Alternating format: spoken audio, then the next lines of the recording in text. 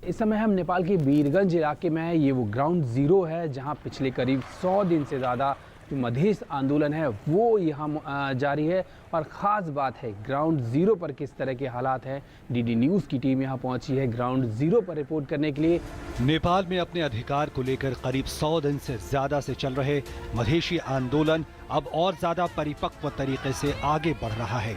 मधेशियों और नेपाल पुलिस के बीच संघर्ष में अब तक करीब 52 लोगों ने अपनी जान गंवाई है। रक्सौल और वीरगंज के बीच भारत नेपाल सीमा पर ये मधेशी अपनी मांगों को लेकर लगातार प्रदर्शन कर रहे हैं। ये तो हम लोग का मजबूरी है कि हम लोग आंदोलन में हैं, हमारे बात वो लोग नहीं सुनते हैं। हम लोग कोई क्या मांग रहे हैं, समान अधिकार का बात कर रहे हैं। भारत नेपाल से पहले ही मामले पर अपना रुख साफ कर चुका है कि नेपाल इस मामले का शांतिपूर्ण तरीके से हल निकाले।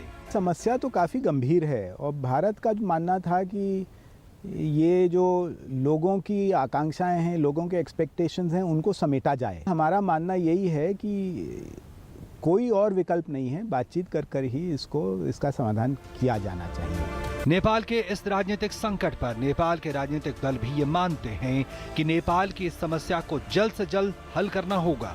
यदि ये मूवमेंट को प्रॉपरली एड्रेस नहीं किया गया, उसके due demand, I am talking very due demand को यदि उसको नहीं समय में राजनीतिक पार्टियां और सरकार एड्रेस करेगी तो आज न कल अल्टीमेटली वहाँ सेपरेटिस्ट मूवमेंट, क्योंकि वहाँ already side by side separatist movement शुरू हो गया। नेपाल के तराई के करीब 17% इलाकों में 52% मधेश रहते हैं और ये लगातार इस बात की मांग कर रहे हैं कि नेपाल के अंतरिम संविधान में मधेशियों के लिए तय किए गए 8 बिंदुओं को नए संविधान में शामिल किया जाए।